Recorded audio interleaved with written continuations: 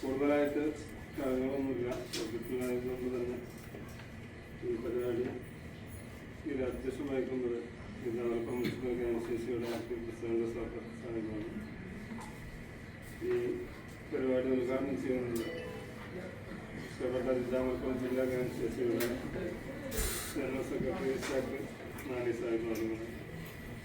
പരിപാടിയിലേക്ക് സ്വാഗതം ചെയ്യുന്നു. അതുപോലെ ഈ പരിപാടിയിൽ ആശംസ അറിയിച്ചുകൊണ്ട് സംസാരിക്കുന്നത് ജില്ലാ മലപ്പുറം മണ്ഡലം ഗ്രാമശേഷിയുടെ പ്രസിഡന്റ് സാബിർ സാഹിബ്, അതുപോലെ മലപ്പുറം ജില്ലാ ഗ്രാമശേഷിയുടെ പ്രസിഡന്റ് മജീദ് ബക്കീർ സാഹിബ് എന്നിവരാണ്. അതുപോലെ ഈ ക്യാമ്പിന്റെ ബോധവൽക്കരണ ക്ലാസ് ബഹുമാനായ ഡോക്ടർ അബൂബക്കർ സാഹിബ്, അതുപോലെ ഡോക്ടർ മുഹമ്മദ് ഫാറൂഖ് സാഹിബ് രണ്ടുപേരുടെ ക്യാമ്പിന്റെ ബോധവൽക്കരണ ക്ലാസ് നമുക്ക് വേണ്ടി നൽകുന്നത്. എല്ലാവരെയും പരിപാടിയിൽ എത്തിയിട്ടുള്ള എല്ലാവരെയും ചേർത്ത് സ്വാഗതം ചെയ്തുകൊണ്ട് സ്വാഗതം സാഹിബിനെ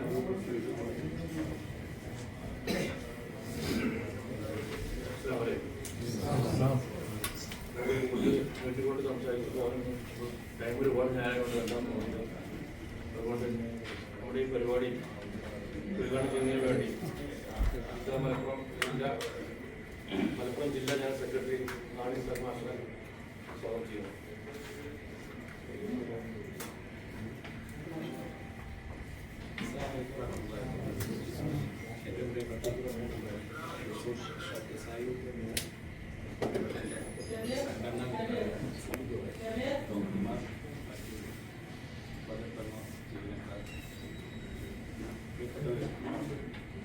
വളരെ പ്രസക്തമായിട്ടുള്ള ഒരു ക്യാമ്പിലാണ്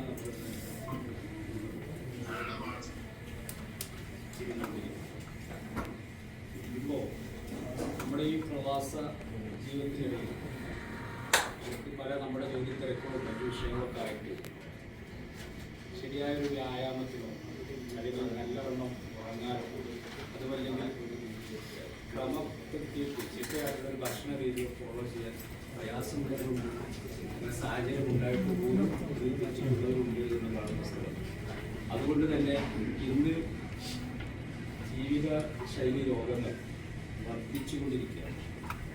ഒരുപാട് വ്യായാമ മുറകളും ക്ലാസ്സുകളും ഒക്കെ നമ്മുടെ എല്ലാ ഏരിയകളിലും നടന്നുകൊണ്ടിരിക്കുന്നുണ്ടെങ്കിലും ഇത്തരത്തിലുള്ളതൊന്നും നമുക്ക് ബാധകമുള്ളതല്ല എന്ന രൂപത്തിൽ ഇതിലൊന്നും തന്നെ ശ്രമിക്കാതെ നമ്മളൊക്കെ ഇവിടെ ചെക്ക് ചെയ്ത് അതിൻ്റെ റിസൾട്ട് വരുമ്പോൾ അറിയാം നമ്മളൊക്കെ അതൊക്കെ രോഗങ്ങൾക്ക് കീഴ്പ്പെട്ടിട്ടുണ്ട്. നമുക്കൊക്കെ ഇങ്ങനെ കാണുന്ന കാഴ്ചയിൽ യാതൊരു പ്രയാസവും വിഷയമില്ലാതെ പോകുന്നവരായിരുന്നു. നമുക്കൊക്കെ ഒരു നമ്മുടെ വലിയൊരു സർക്കാരിൻ്റെ നമ്മുടെ ഉള്ളിലൊക്കെ ഒരു ധാരണയുണ്ട് നമുക്ക് രോഗമില്ലാതെ. പക്ഷെ വസ്തുത വളരെ മറിച്ച ഇവിടെ വെച്ച ഈ ഒരു കിഡ്നി ക്യാമ്പ് ഇന്ന് ഇവിടെ ഒരുപാട് ഡോക്ടർമാരും മറ്റു ആരോഗ്യ പ്രവർത്തകരും ഉള്ളതുകൊണ്ട് തന്നെ ഇതിനെക്കുറിച്ച് വിശദീകരിക്കേണ്ട ആവശ്യമില്ല. എന്നിരുന്നാലും ഒരു 18 വയസ്സിന് മുകളിലുള്ള ആളുകളെ എടുത്തു കഴിഞ്ഞാൽ 3-ൽ-1 അമിത രക്തസമ്മർദ്ദവും അതുപോലെ തന്നെ 5-ൽ-1 പ്രമേഹ രോഗികളും ആണെങ്കിലും അനുസൃതമായിട്ടുള്ള രൂപത്തിലാണ് സൃഷ്ടിക്കപ്പെട്ടിട്ടുള്ളതെന്ന്. അത് ആ രാജ്യത്ത് സൃഷ്ടിക്കപ്പെട്ട ആ ആളുകൾക്ക് അവർക്കൊരു ഭക്ഷണം ഉണ്ടാവും, അവർക്കൊരു കൾച്ചർ ഉണ്ടാവും, അവർക്ക് അവരുടേതായ ഒരു രീതി ഉണ്ടാവും. പക്ഷെ നമുക്ക് പ്രത്യേകിച്ച് എല്ലാ ആളുകളും ഇപ്പോൾ മറ്റുള്ള രാജ്യക്കാരൊക്കെ ആണെങ്കിൽ പോലും അവർ ഏത് രാജ്യത്ത് പോലും അവരുടെ ഫുഡും അവരുടെ കൾച്ചറൊക്കെ ഫോളോ ചെയ്യുന്നു. നമ്മൾ മലയാളികൾ നമ്മൾ എവിടെയാണോ പോകുന്നത് അവരെ ഫോളോ ചെയ്യാനാണ് ശ്രദ്ധിക്കാറുണ്ട്. അപ്പോൾ അതുകൊണ്ട് തന്നെ ഇവിടെ നമ്മൾ പ്രധാനമായിട്ട് കഴിക്കുന്നത് പറയാൻ യാതൊരു യോഗ്യതയും ഇല്ലാത്തൊരു ഞാനിതേപോലെ തന്നെ അത്യാവശ്യം നല്ല ഭക്ഷണം പോവുകയാണ്. അപ്പോൾ അതുകൊണ്ട് തന്നെ എനിക്കിത് ഉദ്ദേശം നമ്മൾ ആർക്കെങ്കിലും കൊടുക്കണമെന്നുണ്ടെങ്കിൽ ആദ്യം അതേപോലെ ഫുഡൊക്കെ നന്നായിട്ട് അടിച്ച് കഴിച്ചു. ഒരു സാധാരണ നമുക്കൊരു മനുഷ്യനെ വേണ്ടൊരു ഭക്ഷണം നമ്മുടെ റൂമിലൊക്കെ ഉണ്ടാക്കി കഴിക്കുകയാണെങ്കിൽ ഇത്രയാണ്. അതിൻ്റെ ഒരു 10 മടങ്ങാണ് ഒരു ഫംഗ്ഷനിലൊക്കെ നമ്മൾ പങ്കെടുക്കുന്നത്. അപ്പോൾ ഉദാഹരണത്തിന് ഒരു മന്തി സർക്കാർ അല്ലെങ്കിൽ ഒരു ഫംഗ്ഷൻ അവിടെ പോയിട്ട് ആ ആട് നമുക്ക് ഒരു കിലോ ഒക്കെ അല്ലെങ്കിൽ 2 കിലോ ഒക്കെ കിട്ടുന്നതാണ്. അത് മാത്രമേ അത് നേരെ കുറച്ച് നമ്മുടെ റൂമിലാണെങ്കിൽ ഇല്ല. അപ്പൊ ചുരുക്കി പറഞ്ഞാല് ഇത് ഒരു ശീലമാക്കിക്കൊണ്ടിരിക്കുന്നത്. എവിടെ പോവാണെങ്കിലും നമുക്ക് വേണ്ട ഒരു ആഹാരം, ആ ഒരു ആഹാരം മാത്രമാണ് കഴിക്കാൻ. അതേപോലെ നമ്മുടെ ഒരു ധാരണയാണ് അങ്ങനെയൊക്കെ ഈ ഒരു അറേബ്യൻ ഫുഡ് കഴിച്ചു കഴിഞ്ഞാൽ അതിന്റെ കൂടെ എന്തായാലും ബെസ്റ്റായിട്ട് ഓളം ഇല്ല എങ്കിൽ അത് ശരിയാവില്ല. അത് നമ്മൾ ഉണ്ടാക്കിയിട്ട് നമ്മുടെ ഒരു ധാരണയാണ്. അപ്പൊ അതുകൊണ്ട് കോളയും നമ്മൾ കുടിക്കും. ഇതൊക്കെ കുടിക്കുമ്പോൾ നമ്മുടെ ശരീരത്തിൽ കിഡ്നികളാണ് നമ്മുടെ ശരീരത്തിലെ ഇത് ഫിൽറ്റർ ചെയ്തുകൊണ്ട് റിയാക്ഷൻ. അപ്പോൾ അത് ഫിൽറ്റർ ചെയ്ത് രക്തത്തിലെ റിയാക്ഷനെ ഫിൽറ്റർ ചെയ്ത് അതിന് പുറത്തേക്ക് പുറന്തള്ളം പോയി കഴിഞ്ഞാൽ നമ്മുടെ രക്തം ശുദ്ധിയോടെ നമ്മുടെ ശരീരം ഇത് ക്രമാതീതമായിട്ട് വരുമ്പോൾ നമ്മളൊക്കെ ശ്രദ്ധിച്ചാൽ മതി. ഒരു അരിപ്പെടുത്തിട്ട് അതൊന്നും വേണ്ട. നമ്മുടെയൊക്കെ റൂമിൽ AC നോക്കിയാൽ ACൻ്റെ മുകളിലുണ്ടാവില്ല അരിപ്പ. അതിനുള്ള ഒരു കവറോ അല്ലെങ്കിൽ നമ്മളൊക്കെ സാധാരണ ഒരു ഫിൽറ്ററൊക്കെ വെക്കാറുണ്ടല്ലേ, അതൊന്നും ഇല്ലാതെ ഒന്ന് വെച്ചു പോകും. അല്ലെങ്കിൽ അത് എടുത്തിട്ട് ആ ഒരു ഫിൽറ്റർ എടുത്തിട്ട് നമ്മൾ എടുത്ത് നോക്കിയാൽ ഒരു സ്പോഞ്ച് പോലൊക്കെ വെക്കാറില്ല നമ്മൾ, അത് എടുത്ത് നോക്കും. അതിനുണ്ടാവും ഒരു എന്താണ് ഇങ്ങനെ വലിച്ചത് അതിൽ അടയുമ്പോഴാണ് AC തണുപ്പില്ലാണ്ടാകുന്നത് എന്ന രൂപത്തിൽ കിഡ്നിയിലുള്ള അരിപ്പം അടഞ്ഞു പോകുക, അല്ലെങ്കിൽ അതിന് മറ്റുള്ള ശരങ്ങളൊക്കെ സംഭവിച്ച് ഡാമേജ് ആകുന്നതാണ് നമ്മുടെ ഈ പ്രക്രിയ നിലച്ചുകൊണ്ടിരിക്കുന്നത്. അപ്പോഴാണ് പഴം തള്ളപ്പെടേണ്ട ആ വിസർജ വസ്തു ഒരു റിയാക്ഷൻ അടങ്ങി കിഡ്നി പേഷ്യൻ്റായിട്ട് തിരിച്ചറിഞ്ഞു പറയും. അപ്പോൾ ഈ ബുക്ക് നമ്മളൊന്ന് ശ്രദ്ധിക്കുക. ഞാൻ എപ്പോഴും പറഞ്ഞതാണ് നമ്മളൊക്കെ NCCക്കാരായ നമ്മളൊക്കെ നമുക്ക് വ്യാഴാഴ്ച നമുക്ക് പരിപാടി ആയിരിക്കും, വെള്ളിയാഴ്ചകൾ പരിപാടി ആയിരിക്കും, ബാക്കിയുള്ള ദിവസങ്ങളിലും പരിപാടി ആയിരിക്കും. ഇപ്പോൾ നാളെ നമുക്ക് പരിപാടിയാണ്. ഈ പരിപാടിയൊക്കെ തീരുമ്പോൾ ഏകദേശം 12 മണിയാവും. 10 മണിക്ക് ശേഷമാണ് നമുക്ക് ഭക്ഷണം കഴിക്കും. നേരെ പോയിട്ട് ആ കഴിക്കുന്നത് എങ്ങനെയാണ്? അവിടുന്ന് പൊറോട്ട ബിരിയാണിയൊക്കെ ആകുമ്പോൾ നമ്മൾ സാധാരണ ഐറ്റം കൂടുതൽ അവിടെ കഴിക്കുകയും ചെയ്യും. ഇവിടെ പോയിട്ട് നേരെ പോയി കിടന്നുറക്കും. രാവിലെ വീണ്ടും ആ ഒരു പോയിട്ട് രാവിലത്തെ സാധാരണ നമ്മൾ കഴിക്കുന്നത് അതേപോലെ വീണ്ടും രാവിലെ ഭക്ഷണം വീണ്ടും കഴിക്കും. അപ്പം ഇതൊക്കെ നമ്മുടെ കലോറി നമ്മൾ കൂട്ടിക്കൊണ്ടിരിക്കുന്നത്. അപ്പം ഇതൊക്കെ ഒന്ന് മാറ്റിയിട്ട് ഞാൻ എപ്പോഴും പറഞ്ഞിട്ടുണ്ട് NCC പരിപാടികളൊക്കെ ആദ്യം ഭക്ഷണവും പിന്നീട് പ്രോഗ്രാം എന്നുള്ള സിസ്റ്റത്തിലേക്ക് കൊണ്ടുവരണം. പക്ഷെ അതിപ്പോഴും ഏകദേശം നമുക്ക് നടപ്പിലാക്കാൻ സാധിച്ചിട്ടില്ല. കാരണം ഇത് നമ്മുടേതായ ഒരു ശൈലിയുണ്ട്. നമ്മുടെ ആളുകൾ എത്തപ്പെടില്ല. എല്ലാവരും നേരത്തെ എത്തുകയാണെങ്കിൽ ശരിക്കും ആദ്യം ഭക്ഷണം കൊടുത്ത് പിന്നെ പരിപാടിയൊക്കെ നടത്തി കഴിഞ്ഞാൽ നല്ല ഉഷാറായിട്ട് നമ്മൾ പരിപാടി നടത്തണം. പിന്നെ നമുക്ക് ഏകദേശം 12 മണിയൊക്കെ അവസാനിപ്പിക്കുകയാണെങ്കിലും നമ്മൾ 10 മണിക്ക് ഭക്ഷണം കഴിച്ചവരാണെങ്കിൽ 2 മണിക്കൂറൊക്കെ നമ്മൾ ഗ്യാപ്പ് കിട്ടുന്നത്. അപ്പോൾ ആ ഒരു സംസ്കൃതിയിൽ കൊണ്ടുവന്നാൽ നല്ലതാണ്. നമ്മൾ ശ്രമിച്ചുകൊണ്ടിരിക്കണം. അതേപോലെ തന്നെ ഇന്നത്തെ റിസൾട്ട് നമ്മുടെ ഡോക്ടർമാരുടെ നിർദ്ദേശങ്ങൾക്ക് അനുസരിച്ച് നമ്മുടെ ജീവിതത്തിൽ പ്രാവർത്തികമാക്കിയാലാണ് ഈ ക്യാമ്പ് ശരിക്കും ഫലവത്താവും. അതുകൊണ്ട് എല്ലാവരും ശ്രമിക്കണമെന്ന് അറിയിച്ചുകൊണ്ട് ഈ പരിപാടിയുടെ ഔപചാരികമായ ഉദ്ഘാടനം നടന്നു. ബിസ്മില്ലാഹിർ റഹ്മാനിർ റഹീം അറിയിച്ചുകൊണ്ട് സെക്രട്ടറി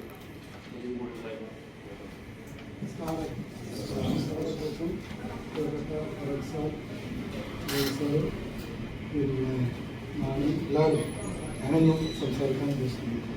ഒരു ഉത്ബോധന അല്ലെങ്കിൽ നമ്മളെ ബോധ്യപ്പെടുത്തുന്നതിൽ ഡോക്ടേഴ്സിൻ്റെ നിർദ്ദേശങ്ങൾ കേൾക്കാനാണ് ഇരിക്കുന്നത്. ഞാൻ വളരെ നന്നായി ഒരു NCCക്കാരൻ്റെ ഭാഗത്തു നിന്നുള്ള നല്ല ഒരു സംസാരിച്ചിട്ടുണ്ട്. ഞാൻ പഴയ സ്റ്റാഫ് എന്നുള്ള നിലയ്ക്ക് ഞാൻ ഈ ക്ലിനിക്കിൻ്റെയും കൂടി ഒരു സ്വത്താണ്. ഞാനെല്ലാ ആശംസകളും അറിയിച്ച് നിൽക്കുന്നു.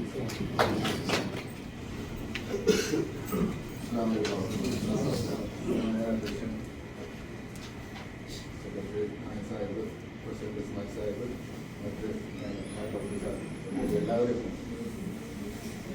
ഇങ്ങനെ ഒരു പരിപാടി സംഘടിപ്പിച്ച മലപ്പുറം മുസ്ലിം KMCC അതുമായിട്ട് എല്ലാവരും തീർച്ചയായിട്ടും സമകാലികമായ പ്രശ്നങ്ങളായി ആ ഒരു വിഷയം തിരഞ്ഞെടുത്ത് ഇതുമായിട്ട് മുന്നോട്ട് വന്ന് നമ്മുടെ പതിവുത്തമ മാനേജ്മെന്റ് ബന്ധപ്പെട്ടപ്പോൾ അത് അവർ വളരെ സന്തോഷത്തോടു കൂടി ആ കാര്യം നമുക്ക് അനുവദിച്ചു തരികയും അത് ഇത്രയും നല്ലൊരു സൗകര്യം ഏർപ്പെടുത്തി തരുന്ന ഈ പതിവുത്തമ ഈ ഹോസ്പിറ്റലിന് ആദ്യമായിട്ട് നന്ദിയും കടപ്പാടും അറിയിക്കുകയാണ്. പിന്നെ അതോടൊപ്പം തന്നെ കൂടുതൽ സംസാരിക്കാനുള്ള അവസരമല്ല. എല്ലാവർക്കും ആരോഗ്യപരമായ ഒരു ജീവിതം ആശംസിച്ചുകൊണ്ട് നിർത്തുന്നു. ഞാൻ സംസാരിക്കുന്നതിൽ കൂടുതലായിട്ട് കുറച്ച് ഇന്ററാക്ഷൻ ആവും. നിങ്ങൾ സംശയങ്ങളൊക്കെ ഒന്ന് ചോദിക്കാനുസരിച്ച് മറുപടി പറയാം. കിഡ്നി ഡിസീസ് ഇപ്പോൾ ഒരു ലൈഫ് സ്റ്റൈൽ ഡിസീസിൽ നിന്നെല്ലാം ഉപരി ഒരു പകർച്ചവ്യാധിയായിട്ട് പടർന്നുകൊണ്ടിരിക്കുന്ന കാലമാണ്. എല്ലാം പ്രമേഹമായാലും പ്രഷറായാലും കിഡ്നി ഡിസീസ് ആയാലും ഒക്കെ വളരെ പെട്ടെന്ന് നമ്മളിപ്പോ ഡയാലിസിസ് സെന്റർ തുറക്കുന്ന തിരക്കിലാണ് ഓരോ ഏരിയയിലും. പക്ഷെ ഇത് കിഡ്നി ഡിസീസ് എങ്ങനെ ഉണ്ടാവുന്നു, അതിനെങ്ങനെ നമുക്ക് പ്രിവെന്റ് ചെയ്യാമെന്നുള്ളതിനെ കുറിച്ചാണ് ബോധവൽക്കരണം വേണ്ടത്. അപ്പോഴാണ് നല്ല ഒരു സമൂഹത്തെ നമുക്ക് ഭാവിയിൽ വാർത്തെടുക്കാൻ പറ്റുള്ളൂ. നിങ്ങൾക്ക് കൂടുതലായിട്ട് ഞാനൊന്നും പറയുന്നില്ല. ഈ മറ്റേ കിഡ്നി ഡിസീസിൽ മെയിനായിട്ട് കിഡ്നി ഡിസീസ് ഉണ്ടാക്കുന്നതിൽ 50% കിഡ്നി ഡിസീസും പ്രമേയം കൊണ്ട് ഉണ്ടാകുന്നത്. മൊത്തം നമ്മൾ കിഡ്നി അസുഖങ്ങൾ എടുത്തു നോക്കിയാൽ അതിൽ 50% പ്രമേയം കാരണം ഉണ്ടാകുന്ന കിഡ്നി അസുഖങ്ങളാണ്. അതുകൂടാതെ പിന്നെ രണ്ടാമത്തെ സ്ഥാനത്താണ് പ്രഷർ. ഇന്ന് ഇവിടെ നോക്കിയപ്പോൾ ഓരോ ആൾക്കാർക്കും പ്രഷർ കൂടുതലാണ്. അപ്പം ഇൻഷാ അല്ലാഹ് ബാക്കി നിങ്ങൾ സംശയങ്ങൾ തന്നെ ചോദിക്കാൻ ഞാൻ അറിയുന്നതോട് പറഞ്ഞുതരാം. കൂട്ടത്തിൽ നിങ്ങളെ ഡോക്ടർ പറഞ്ഞ പോലെ സംശയങ്ങൾ എന്തെങ്കിലും ഉണ്ടെങ്കിൽ നിങ്ങൾ നിർബന്ധമായിട്ട് ചോദിക്കണം.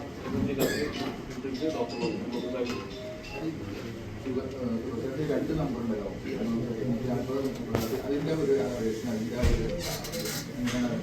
സിസ്റ്റോളിക് ഡയസ്റ്റോളിക് പ്രഷർ എന്നാണ് പറയുന്നത്. അത് സാധാരണ നോർമൽ ആയിട്ട് വരുന്നത് ഇപ്പോ ഒരു സാധാരണ ആവറേജ് ആൾക്കാർക്ക് 100ന്റെ മേലത്തെ BP, 100ന്റെയും 140ന്റെ ഇടയിലാണ് നോർമൽ പ്രഷർ.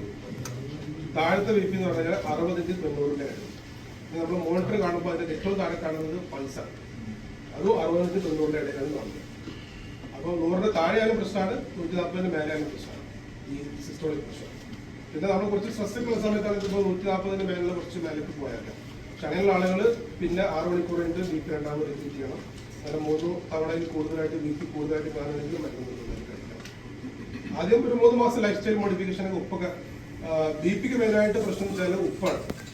ഉപ്പിന്റെ കണ്ടന്റ് കൂടിക്കഴിഞ്ഞാൽ അത് BPയെ പരമായി ബാധിക്കും. പിന്നെ അത് കൂടാതെ ഓവർ വെയിറ്റുള്ള ആൾക്കാരാണെങ്കിൽ വെയിറ്റ് കുറയ്ക്കാൻ ശ്രമിക്കുക, ആക്ടിവിറ്റി നമ്മുടെ ഫിസിക്കൽ എക്സസൈസ് കൂടുക. ഇതുവഴി വെയിറ്റ് 10% കുറയുമ്പോൾ തന്നെ BP നന്നായിട്ട് കുറയും. എന്നിട്ട് 3 മാസം ലൈഫ് സ്റ്റൈൽ മോഡിഫിക്കേഷൻ നടത്തിയിട്ട് മാറ്റമൊന്നും കാണുന്നില്ലെങ്കിൽ മരുന്ന് കഴിക്കാം. 100 മുതൽ 140 വരെ 60ന്റെ 90ന്റെ ഇടയിൽ നോർമൽ ഉപയോഗം.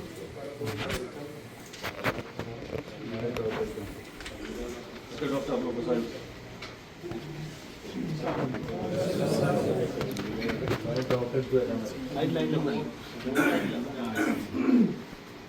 എല്ലാവരും കണ്ട്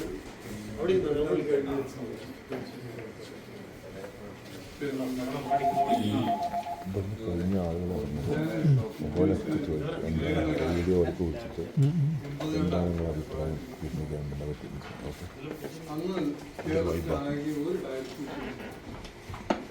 അത് കോഴിക്കോട് മണിക്കൂർ, പിന്നെ അടുത്ത ഡയാലിസിസ് മെഷീനുള്ളത് വെല്ലൂർ മണിക്കൂർ.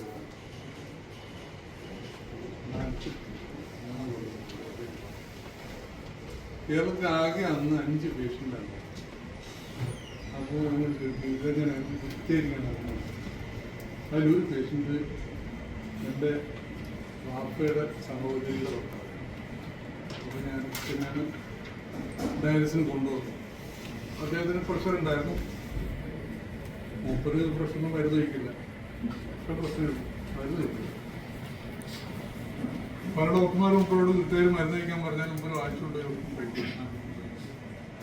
അവസാനം ഒരു ദിവസം ബോധരഹിതനായി താഴെ വീഴുന്നു. ദുബായിലായിരുന്നു ഉണ്ടായിരുന്നു. അങ്ങനെ 8 ഹോസ്പിറ്റൽ ഉണ്ടായിരുന്നു. ഭയങ്കര പ്രശ്നമാണ് പറഞ്ഞു. അപ്പോൾ ക്രിയാറ്റിൻ ചെക്ക് ചെയ്തു, വളരെ ഹൈ ആണ്. ഞങ്ങളുടെ 2 കിഡ്നി അടിച്ചു പോയിട്ട് നേരെ നാട്ടിലേക്ക് കൊണ്ടുപോയി.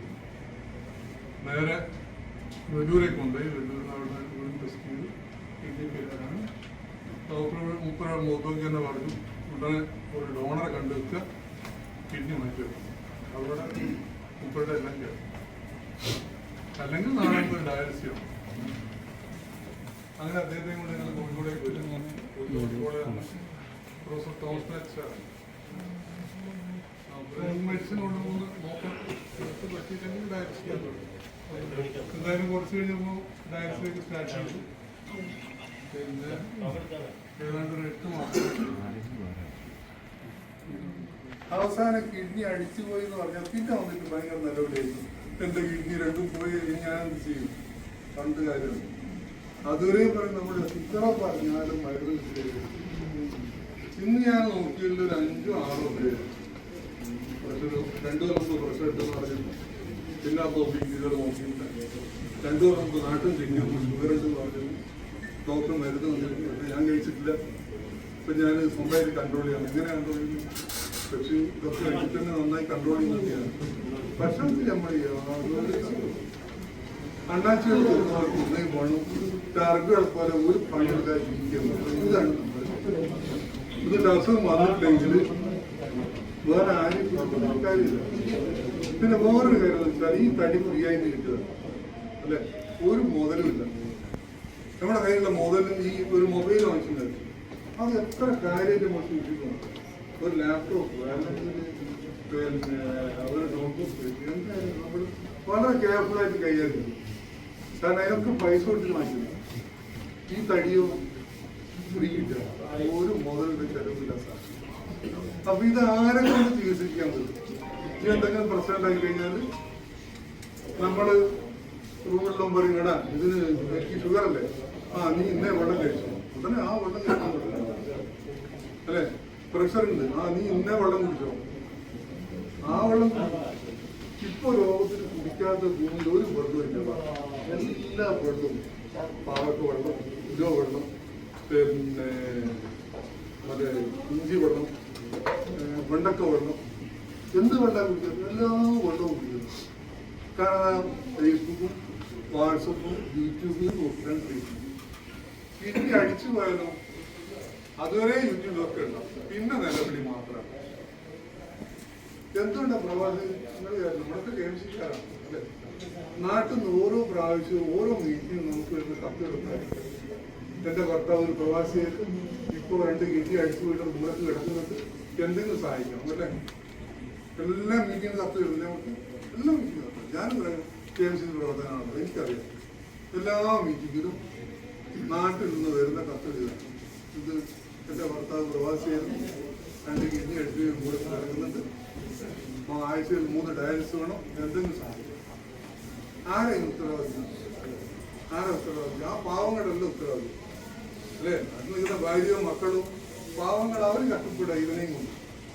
ഇവൻ ഇവിടുന്ന് തോന്നിവാസം കഴിച്ചിട്ട് മരുന്ന് കഴിക്കൂല, ഇഷ്ടമുള്ളതൊക്കെ തിന്നും, ഉള്ള പെപ്സി കണ്ട ഗട്ടർ വാട്ടർ മുഴുവൻ കുടിക്കും, ഒരു നിയന്ത്രണമില്ല ജീവിക്കും. എന്നിട്ട് മരുന്ന് കഴിക്കാൻ പറഞ്ഞാൽ മരുന്ന് കഴിക്കില്ല അല്ലേ. ഞാൻ സ്വന്തമായിട്ട് കൺട്രോൾ ചെയ്യണം. ഇപ്പൊ ഓരോ ടേമാണ് ഞാനത് സ്വന്തമായിട്ട് അങ്ങനെ കൺട്രോൾ ചെയ്യണം. എന്ത് കൺട്രോൾ ചെയ്യും? അതിങ്ങനെ കൺട്രോൾ ചെയ്ത് പോകണം. എപ്പോഴും ഷുഗർ നോക്കി 6 മാസം മുമ്പ് ഷുഗർ കഴിച്ചിട്ട് ഒരു മരുന്ന് കഴിക്കാതെ ചെക്ക് ചെയ്ത് 6 മാസമായി. ഞാൻ പറയുമ്പോൾ കിഡ്നി കൂടെ നോക്കോ. കൺട്രോൾ ചെയ്യാതെ ഒരുപാട് ആൾക്കാരോട് ഞാൻ കഴിച്ചു. കാരണം എന്താ, ഇവനെല്ലാം കഷ്ടപ്പെടും. ഇവൻ കഷ്ടപ്പെടും, ഇവൻ മൂലക്ക് വേണ്ടി കിടക്കുകയല്ലേ ചെയ്യും. ആ പാവങ്ങളുടെ ഭാര്യയും മക്കളും കഷ്ടപ്പെടുക ഇവനെയും കൊണ്ടു. ഇത് എങ്ങനെയെങ്കിലും പോയി കിട്ടിയാൽ പല പള്ളി കമ്മിറ്റിയൊന്നും പൈസ വരും അല്ലേ. ഈ ചങ്ങായി തട്ടിപ്പോയി കഴിഞ്ഞാല് പള്ളി കമ്മിറ്റി അനാഥർക്കുള്ള പൈസ എന്തെങ്കിലും കൊടുത്തു വരും. ഇതിങ്ങനെ ജീവിച്ചിരിക്കല്ലേ. എന്നിട്ട് ആ കുടുംബം കഷ്ടപ്പെടുക. ഇത് തോന്നിവാസം ചെയ്ത് നോക്കി നമ്മൾ എന്ത് പറഞ്ഞാലും ഇങ്ങോട്ടില്ല, ഞാൻ എടുക്കും. എന്ത് പറഞ്ഞാലും ഈ കേൾക്കുമ്പോഴുള്ള വികാരമല്ലാതെ ജീവിതത്തിൽ ഇന്ന് എന്റെ അടുത്ത് തോന്നുന്ന എത്ര ആൾക്കാരുണ്ട് മരുന്ന് കഴിക്കാത്തത്? കുറച്ചാളെ നോക്കിയല്ലോ, 5-6 പേരെ. ഷുഗർ ഉണ്ട്, പ്രഷർ ഉണ്ട്, മരുന്ന് കഴിക്കില്ല, സ്വന്തമായിട്ട് അങ്ങനെ കൺട്രോൾ ചെയ്തു. എപ്പോ അവസാനം നോക്കിയത് 1 കൊല്ലം എന്റെ അടുത്ത് 1 ആൾക്കാരുണ്ടല്ലോ, എനിക്ക് അറിയാലോ അല്ലേ. അപ്പൊ അതാണ് വേണ്ട. ഇങ്ങനെ പോയി കഴിഞ്ഞാൽ നമുക്ക് എല്ലാ വാർഡിലും 2-3 കിഡ്നി ഡയാലിസിസ് ഈ പോക്ക് പോകാം. അപ്പൊ അത് ഡോക്ടർ പറഞ്ഞ പോലെ ഡയാലിസിസ് സെന്റർ തുറക്കാമെന്നില്ല. ഡയാലിസിസ് സെന്റർ എങ്ങനെ തുറക്കാതിരിക്കാൻ തന്നെയാണ്. ഈ അസുഖം വന്നിട്ട് ഡയാലിസിസ് എന്നാൽ എന്താണ്? ഒരു സർക്കാരിലുള്ള പരിപാടി മാത്രമാണ്. മാറുമോ? ഒരിക്കൽ ഡയാലിസിസ് ചെയ്യേണ്ടി വന്നു കഴിഞ്ഞാൽ പിന്നെ മാറുമോ? ഒരിക്കൽ മരിക്കുന്നവരെ ഇത് തന്നെയാണ്. അല്ലെങ്കിൽ ഒരു കിഡ്നി വാങ്ങിക്കണം. ഇല്ലേ? പിന്നെ മരിക്കുന്നവരെ വന്ന് പണി തന്നെയാണ്. പിന്നെ വാങ്ങിയാലും മരുന്ന് കഴിക്കണം. മരുന്ന് കഴിക്കണം. പിന്നെ ഇപ്പൊ ചെറിയ മരുന്ന് കഴിക്കണ്ടത് കിഡ്നി വാങ്ങിച്ചു കഴിഞ്ഞാൽ പിന്നെ വലിയ മരുന്ന് കഴിക്കണം മരിക്കുന്നത് വരെ. ഇതൊന്നും തടയാനുള്ള പണി വല്ല നമുക്ക് വന്ന് കിട്ടൂ. തടയാനുള്ള പണി കിട്ടൂ. ഒന്ന് ഭക്ഷണത്തിന്റെ തൊഴിലും ഏറ്റവും പ്രധാനം. പിന്നെ കൃത്യമായ ചെക്കപ്പ്. ഇതിങ്ങനെ നടന്ന് കാണിക്കും. ഒരു ഡോക്ടറെ കാണിച്ച് വേറെ ഡോക്ടറെ കാണിച്ച് ഇങ്ങനെ കറങ്ങി കോഫിയിലില്ല ഒരു 8-9 ദിവസത്തിൽ 8-9 ഡോക്ടർമാർ. ആർക്കും ഉത്തരവാദിത്തം ഉണ്ടാവും.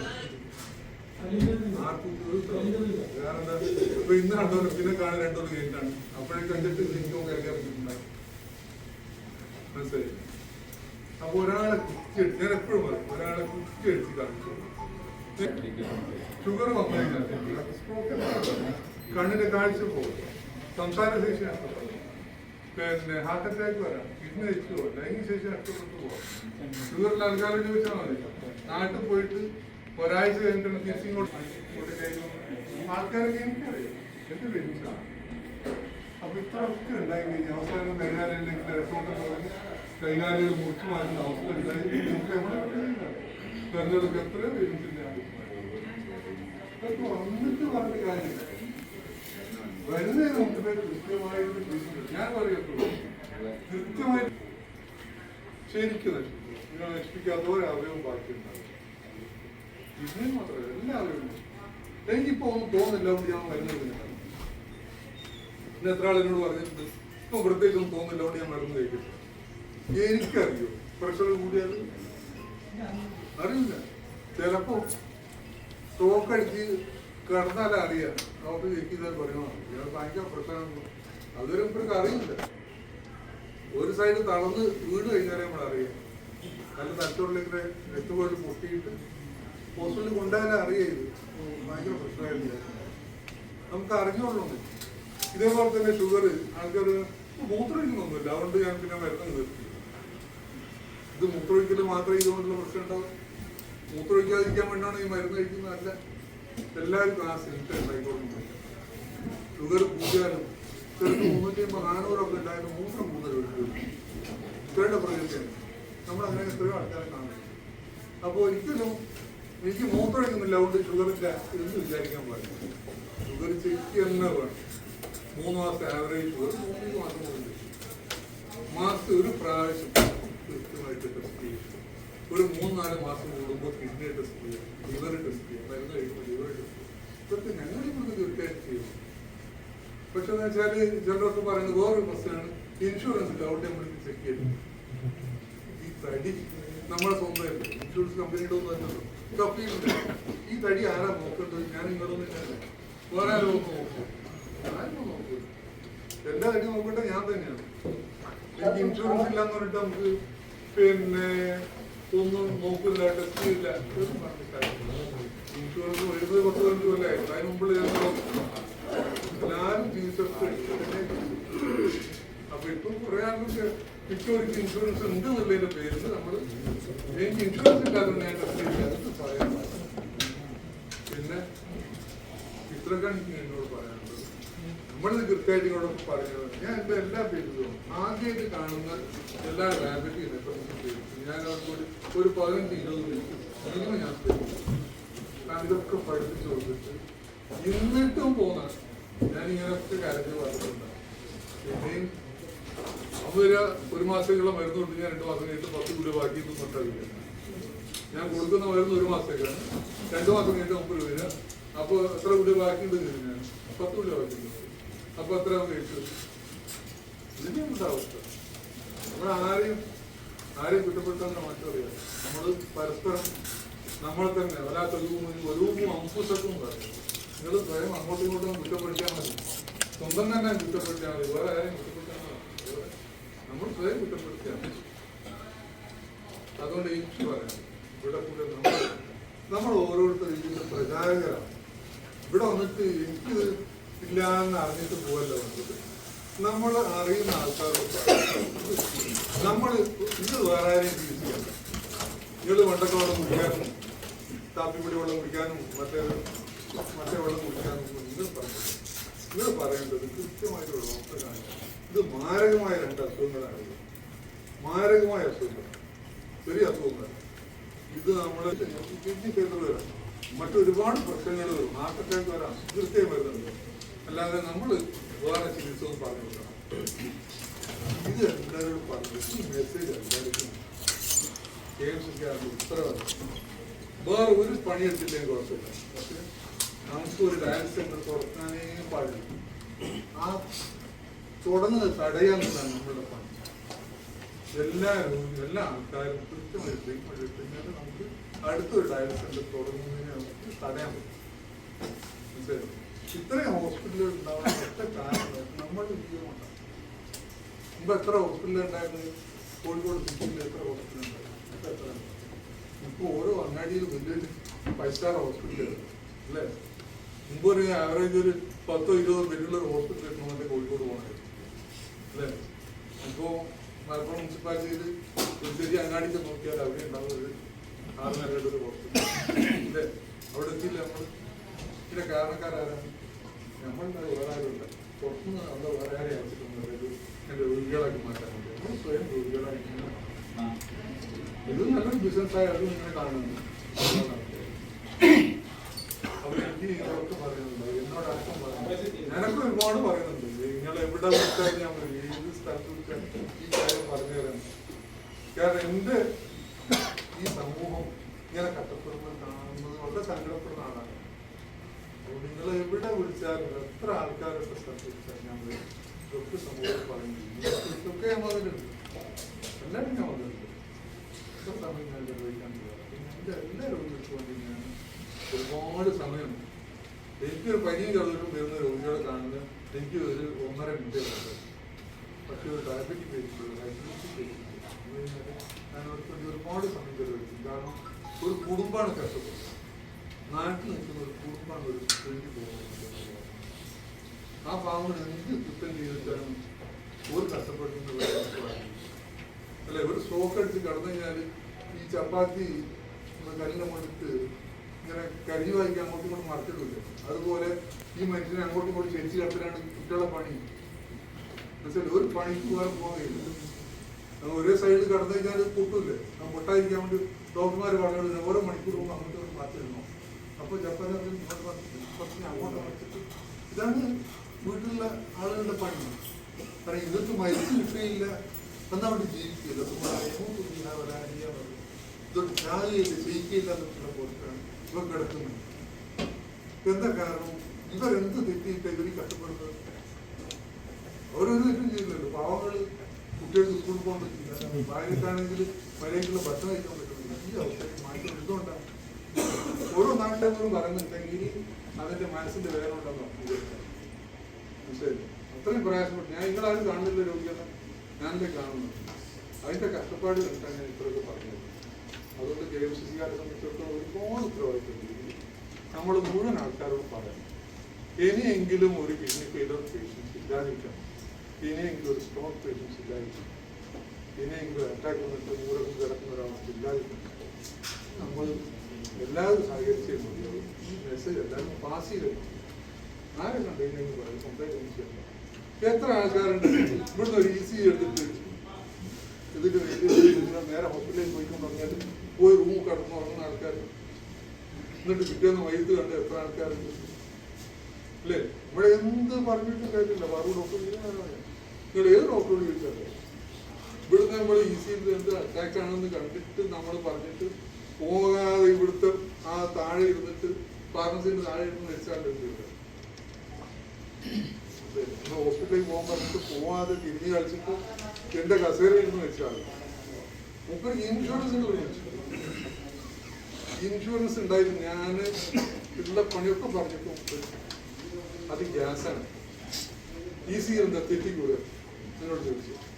ECG എന്താ തെറ്റിക്കൂടെ? എനിക്ക് ഗ്യാസ് വെച്ചു. നിങ്ങൾ വിചാരിച്ച അസുഖം എനിക്കില്ല ഡോക്ടർ, നിങ്ങൾ വിചാരിച്ച പോലെ അസുഖം എനിക്കില്ല കേട്ടോ. എന്നിട്ട് ആ കസേരയിൽ നിന്ന് വെച്ചാൽ നമ്മൾ ഒരു ECG കേസ് കൂടി കണ്ടു കഴിഞ്ഞാൽ വേഗം നമ്മുടെ ഹോസ്പിറ്റലിൽ എത്തിക്കാൻ ആൾക്കാർ പോകില്ല. എൻ്റെ ഫ്രണ്ട് വരുന്നവര് എന്നോട് അവിടെ വരാൻ പറയും ഞാൻ പറയും പോകില്ല, ഒരു ടാക്സി പോയിക്കൊണ്ടെങ്കിൽ പോകില്ല, ഇവിടെ ഇരുന്നിട്ട് മരിച്ചിട്ട് മയത്തെ കൊണ്ടുപോകാൻ പറ്റും. ഇങ്ങനെ വാശി പിടിച്ചാൽ എന്താ ചെയ്യാൻ? അതെ, അപ്പൊ ഇങ്ങനെയൊക്കെയാണ് മനുഷ്യരുടെ അവസ്ഥ. ഇത് വളരെ ഗൗരവപൂർണ്ണമാണ്. ഇനിയും ഒരു ഡയസിന്റെ തുടങ്ങുന്ന അവസ്ഥയിലേക്ക് നമ്മളെല്ലാവരും ഇതുവേണ്ടി ശ്രമിക്കുക. എല്ലാവിധ നന്മകളും തരുന്നു ഉള്ള ചില ആൾക്കാര് പ്രമേയം കണ്ടുപിടിച്ചാലും പിന്നെ കുറെ കാലം മരുന്ന് കഴിക്കാതിരിക്കും. ഞാൻ കൺട്രോൾ ചെയ്യാൻ ഈ ഒരു സ്റ്റഡി നടത്തിയിട്ട് ഒരു 10-40 കൊല്ലത്തെ സ്റ്റഡിയുടെ റിസൾട്ട് പറയുന്നത് വെച്ചാൽ നമ്മൾ പ്രമേഹം കണ്ടെത്തുന്ന സമയത്ത് നമ്മളെ ബീറ്റാ സെൽ എന്ന് പറയുന്നത് നമ്മുടെ പാൻക്രിയാസിന്റെ ഉള്ള സെല്ലിൽ നിന്നാണ് ഇൻസുലിൻ വരുന്നത്. ഈ ബീറ്റാ സെല്ലിന്റെ 50% സെല്ലും നമ്മൾ പ്രമേഹം കണ്ടുപിടിക്കുമ്പോൾ നഷ്ടപ്പെടുന്നു ഡയഗ്നോസ് ചെയ്യുന്ന സമയത്ത്. ബാക്കി പകുതി സെല്ലുകൾ ബാക്കിയിട്ടാണ്. ഈ പകുതി സെല്ലും നഷ്ടപ്പെട്ടിരിക്കുന്നത്. അപ്പൊ നമ്മൾ പ്രമേയം കണ്ടുപിടിച്ച ആ സമയത്ത് പുതിയ സ്റ്റഡീസിലൊക്കെ പറയുന്നത് അപ്പം തന്നെ നമ്മൾ അഗ്രസീവായിട്ട് കൺട്രോൾ ചെയ്യണം, അല്ലെങ്കിൽ അടുത്ത 5 വർഷത്തിനുള്ളിൽ കിട്ടിയിട്ടാൻ പറ്റില്ല. അപ്പം നിങ്ങൾ ആദ്യം തന്നെ കണ്ടുപിടിച്ച ഉടനെ തന്നെ പിന്നെ രണ്ടാമത്തെ പോയിന്റ് എന്ന് വെച്ചാൽ നമ്മൾ ഷുഗർ കണ്ടുപിടിച്ച ആ പോയിന്റ് തന്നെ നമ്മൾ കിഡ്നി ചെക്ക് ചെയ്യണം. ഈ ടൈപ്പ് 2 പ്രമേയ രോഗികൾ പ്രമേയം കണ്ടുപിടിച്ച ആ സ്പോട്ടിൽ തന്നെ അന്ന് തന്നെ അവരുടെ കിഡ്നിയുടെ സ്റ്റാറ്റസ് നോക്കാം. പിന്നെ കുറെ കാലത്തേക്ക് കഴിഞ്ഞിട്ട് പിന്നെ നോക്കാൻ പറ്റും. പിന്നെ രണ്ടാമത്തെ സാധാരണ പറഞ്ഞ പോലെ ഈ പ്രഷർ പ്രമേയം എന്നുള്ള സംഭവങ്ങളൊക്കെ സൈലന്റ് കില്ലേഴ്സ് ആണ്. അപ്പൊ നിങ്ങൾ ലക്ഷണങ്ങൾക്ക് വേണ്ടി കാത്തിരിക്കരുത്. ലക്ഷണം വരുന്നതിന് മുന്നേ ട്രീറ്റ് ചെയ്യാം. കാരണം ലക്ഷണം പിന്നെ ചിലപ്പോൾ സ്ട്രോക്കിന്റെ രൂപത്തിലോ അറ്റാക്കിന്റെ രൂപത്തിലോ ആയിരിക്കും. അപ്പൊ അതിനെ വരാതിരിക്കാൻ സൈലന്റ് ആയിട്ടുള്ള സമയത്ത് തന്നെ ട്രീറ്റ്മെന്റ് എടുക്കുക. സാധാരണ 25 വയസ്സിന്റെ മുമ്പുള്ള ആളുകളിൽ വരുന്ന ഒരു നോർമൽ ഏജ് എടുക്കുകയാണ്. അതിൽ സംഭവിക്കുന്ന വെച്ചാൽ നമ്മളെ ശരീരത്തിൽ പാൻക്രിയാസിന്റെ ഗ്രന്ഥിയിൽ ഇൻസുലിന്റെ പ്രൊഡക്ഷൻ ഉണ്ടാവുന്നില്ല. അപ്പൊ അങ്ങനത്തെ ആളുകൾ തടി ഉണ്ടായ ഡെഫിഷ്യൻസിയാണ് എന്ന് പറഞ്ഞാൽ ഇൻസുലിൻ ശരീരത്തിൽ ഉണ്ടാവണില്ല. രണ്ടാമത്തെ പറഞ്ഞാൽ നമ്മളിൽ ഉണ്ടാകുന്ന ഇൻസുലിൻ പ്രോപ്പറായിട്ട് ഉപയോഗിക്കപ്പെടുന്നില്ല. അതാണ് ടൈപ്പ് 2 എന്ന് പറഞ്ഞാൽ 25 വയസ്സിന് ശേഷമുള്ള ആൾക്കാർ ജീവിതശൈലി കാരണം അവരുടെ ഇൻസുലിൻ റെസിസ്റ്റൻസ് രൂപപ്പെടും. അപ്പം ഇൻസുലിൻ ഉണ്ടാവും, തുടക്കത്തിൽ കുറെ ഉണ്ടാവും. അത് അതിൻ്റെതായ ഓരോ സെല്ലുകൾ ആക്ട് ചെയ്യണം. ആ സെല്ലുകളിൽ ആക്ട് ചെയ്യില്ല പ്രോപ്പറായിട്ട്. അങ്ങനെ കുറെ കാലം കഴിയുമ്പോൾ പിന്നെ അവർക്കും ഇൻസുലിൻ ലഭിച്ചില്ല. കാരണം ഈ ആക്ട് ചെയ്യാതാവുമ്പോൾ അത് ശരീരം പ്രോപ്പറായി പ്രവർത്തിക്കാൻ വേണ്ടി ഇൻസുലിൻ കൂടുതൽ ഉത്പാദിപ്പിക്കും. അപ്പൊ കുറെ ഉത്പാദിപ്പിക്കുമ്പോൾ അവസാനം ആ ഇൻസുലിന്റെ പ്രൊഡ്യൂസ് ചെയ്യുന്ന സെല്ല് ടയർഡായിട്ട് തച്ചു. അപ്പൊ അവർക്കും പിന്നെ ഇൻസുലിൻ വരും. ടൈപ്പ് 1 ആദ്യം തന്നെ ഇൻസുലിൻ വേണം. അത് കണ്ടുപിടിച്ച ആ സമയം മുതലേ അവർക്ക് ഗുളികയില്ല, ഇൻസുലിൻ തന്നെ സ്റ്റാർട്ട് ചെയ്യും. ആൾക്കാർക്ക് പിന്നെ രണ്ടാമത് ഒരു എക്സസൈസും ഇല്ലാതെ തടിയാക്കാതെ നേരെ ഇല്ല. ബാക്കിയുള്ള ഭൂമിയിൽ എന്ത് സംഭവിച്ചാൽ അതിനൊക്കെ പക്ഷെ ഒരു അരമണിക്കൂർ നടക്കണം.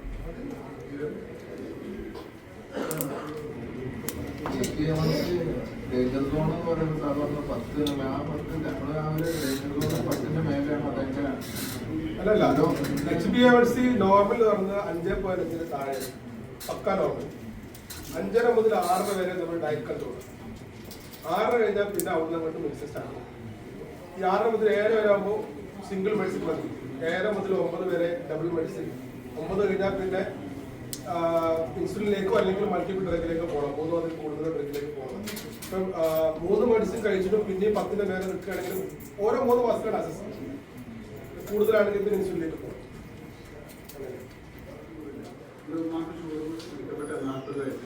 പക്ഷേ മൂപ്പര് പറഞ്ഞ മാതിരി പാരമ്പര്യം കിട്ടും. വേറെ വാപ്പാക്കുണ്ടെങ്കിലും രണ്ടാൾക്കുണ്ടെങ്കിലും 90% ഉണ്ട്. ഒരാൾക്കാണെങ്കിൽ 40%. അതൊരു എക്സ്ക്യൂസ് ആയി എടുക്കാറില്ല. പാരമ്പര്യം ഷുഗർ വരാനുള്ള എക്സ്ക്യൂസ് ഇല്ല. നമ്മളെ കൊണ്ടായ അസുഖമാണ്, വാപ്പാനെ കൊണ്ടായ അസുഖം. ഡയബറ്റിക് പേഷ്യൻസിന്റെ ഒരു പ്രധാനപ്പെട്ട ഇഷ്യൂ ആണ് പിന്നെ ഞരമ്പുകൾ നെർവ്സ് നശിച്ചു പോവുക, അതിന്റെ സെൻസിറ്റൈസേഷൻ പോവുക. അപ്പോൾ നമുക്ക് വേദന അറിയില്ല. ആദ്യം വരിക പുകച്ചിൽ പോലെ വരും, നല്ല കടച്ചിൽ പോലെ വന്ന് പിന്നെ നമ്മൾ അറിയില്ല. ഇതുണ്ടാക്കി കഴിഞ്ഞാൽ എന്താ സംഭവിക്കുന്നത് വെച്ചാൽ നമ്മൾ നടക്കുമ്പോൾ ഇവിടെ കല്ല് തട്ടിയാലോ മുട്ടിയാലോ മുറിഞ്ഞാലോ ഒന്നും നമ്മൾ അറിയില്ല. പിന്നെ കാല് നോക്കുക എന്നുള്ള പരിപാടി നമുക്കില്ല എന്നുള്ളത് വേറെ ഉണ്ട്. നമ്മൾ ഒരിക്കലും നമ്മളെ കാല് നോക്കിയില്ല. കയ്യൊക്കെ രാത്രി ഉറങ്ങുന്നതിന് മുമ്പ് കാല് രണ്ടും നന്നായി തിരുമ്മ. ഈ പഴയ ഉമ്മമാരൊക്കെ കാല് തടവി കൊടുക്കാൻ പറയുന്നത്. ഈ കടച്ചിൽ വരുമ്പോൾ ഇങ്ങനെ രക്തോട്ടം കുറയുമ്പോൾ കടച്ചിൽ കൊടുക്കുക. അപ്പൊ നന്നായി ഒന്ന് തിരുമ്മ രണ്ട് കാല് രാത്രി ഉറങ്ങുന്നതിന് മുമ്പായിട്ട് 2 കാല് ഒരു 10-20 പ്രാവശ്യം നന്നായിട്ടൊന്ന് തിരുമ്മിക്കൊടുക്കുക. ഒന്ന് നന്നായി ചൂടാക്കുക. അപ്പം എന്താ വെച്ചാൽ നമ്മൾ കാലിന്റെ അവസ്ഥ മാറും. പിന്നെ കാലിന് സെൻസിറ്റൈസേഷൻ ഉണ്ടോന്നുള്ളത് മാറും. വേദന അറിയുന്നുണ്ടോന്നുള്ളത് നമ്മൾ തൊട്ടാ അറിയുന്നുണ്ടോന്നുള്ളത് മാറും. അപ്പോൾ ഡയബറ്റിക് പേഷ്യൻസ് എല്ലാ ദിവസവും സ്വന്തം കാലം എപ്പോഴും നോക്കണം. അതിന്റെ മുകളിൽ ശ്രദ്ധ ഇല്ലെങ്കിൽ കാല് നശിച്ചു പോയിട്ടുണ്ട്. ഇവിടെ കറുത്ത് വന്നിട്ടൊക്കെ എൻ്റെ തോന്നുന്നത് ആദ്യമായിട്ട് അങ്ങനെ നമുക്ക് കാണുന്നത്. കാലിലേക്കുള്ള രക്തോട്ടം കംപ്ലീറ്റ് പോയിട്ട് കാലിൻ്റെ ആ വിരൽ നശിച്ചു പോയി.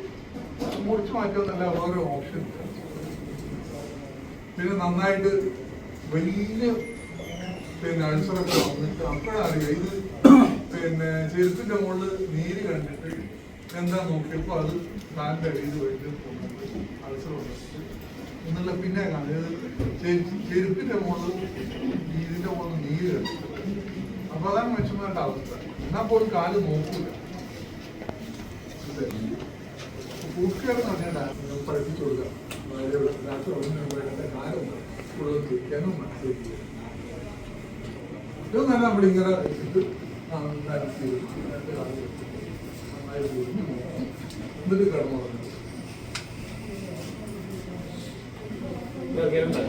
ഷുഗറുകൾ കഴിക്കാൻ പറ്റാത്ത ഒരുപാട് ഭക്ഷണങ്ങളുണ്ട്. ശരിക്കും കഴിക്കാൻ പറ്റുന്ന ഭക്ഷണങ്ങൾ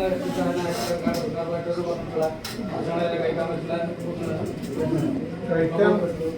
നമ്മളെപ്പോഴും ഒരു ബാലൻസ്ഡ് പ്ലേറ്റ് ആണ്. എന്ന് പറഞ്ഞാൽ ഒരു പ്ലേറ്റിന്റെ 4 ഐറ്റം എടുത്തിട്ട് അതിന് 1/4 ആണ് നമ്മൾ കാർബോഹൈഡ്രേറ്റ് എടുക്കുന്നത്. 4-1 ഭാഗം 1/4 നമ്മൾ പ്രോട്ടീൻ എന്ന് പറഞ്ഞാൽ ചിക്കനോ മീനോ എഗ്ഗോ അങ്ങനത്തെ സാധനം. പിന്നെ ബാക്കി ഹാഫ് നമ്മൾ വെജിറ്റബിൾസിനാണ്.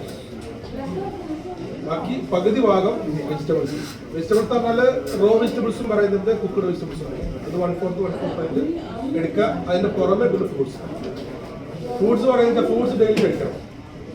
ഡെയിലി ഫ്രൂട്ട്സ് കഴിക്കാൻ ക്വാണ്ടിറ്റി കൂടാൻ പാടില്ല. ക്വാണ്ടിറ്റി എന്ന് പറഞ്ഞാൽ ഈ ഗ്ലൈസീമിക് ഇൻഡെക്സ് എന്ന് പറഞ്ഞ സാധനം എന്ന് പറഞ്ഞാൽ നമ്മൾ ഒരു ഫ്രൂട്ട് കഴിച്ചാൽ നമ്മുടെ ഷുഗർ ശരീരത്തിൽ ഇത്ര അളവ് കൂടുമെന്ന ഒരു കണക്ക്.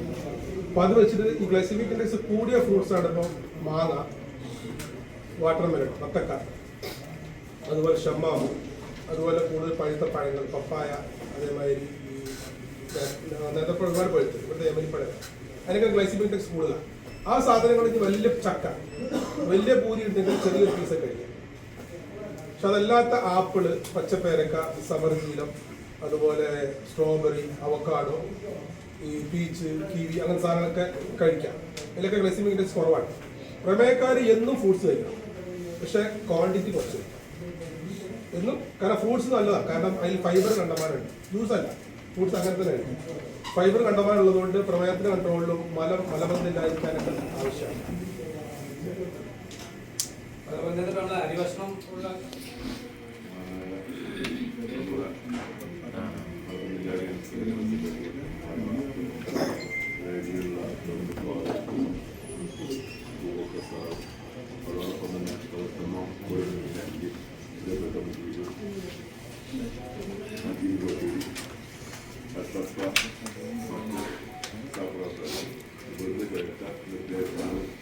ജീവിതത്തിൽ പ്രാബല്യം മാത്രം ആദ്യം നമ്മുടെ ഒന്ന് ചേർത്ത് പോയി. പിന്നീട് കഴിഞ്ഞ് അടുത്ത ആഴ്ച വേറെ KMCC അങ്ങനെ സംഘടനകൾ അടുത്ത ഹോസ്പിറ്റലിൽ വേറെ ക്യാമ്പ് നടത്തും. അതിനും പോയി അതല്ല നമുക്ക് കൂടുതൽ കിട്ടിയ റിസൾട്ട് അത് നമ്മുടെ ജീവിതത്തിൽ ആദ്യം പ്രാപിക്കും. നമ്മൾ പ്രവാസിയാണ്. നമ്മുടെ ജീവിതത്തിൽ കാര്യമായ ചിട്ടയായ രീതിയിൽ ജീവിത രീതി നമ്മളെ നേടിക്കൊണ്ടിട്ടുള്ളതാണ്. അത് നമുക്ക് ഏറ്റവും വേണ്ടത്. വ്യായാമങ്ങൾ, അതോടൊപ്പം തന്നെ ഭക്ഷണത്തിലെ ക്രമീകരണങ്ങൾ. നേരത്തെ ഉദാഹരണത്തിന് മാഷ് പറഞ്ഞ മാതിരി രാത്രി വൈകി ഭക്ഷണം കഴിക്കുക, അത് കഴിച്ചു കഴിഞ്ഞാൽ ഉടനെ തന്നെ ഉറങ്ങുക. ആ ശീലം നമ്മൾ ആദ്യം മാറി. കിടക്കുന്നതിന് 2, 3, 4 മണിക്കൂർ മുമ്പ് ഭക്ഷണം കഴിക്കാൻ ശീലിക്കുക. അത് കഴിഞ്ഞതിന് ശേഷം 2-3 മണിക്കൂറും കഴിഞ്ഞതിന് ശേഷം അതൊന്നും. അതോടൊപ്പം തന്നെ നമ്മുടെ ഉറക്കം നമ്മുടെ ജീവിതത്തിൽ ഉണ്ടാകണം.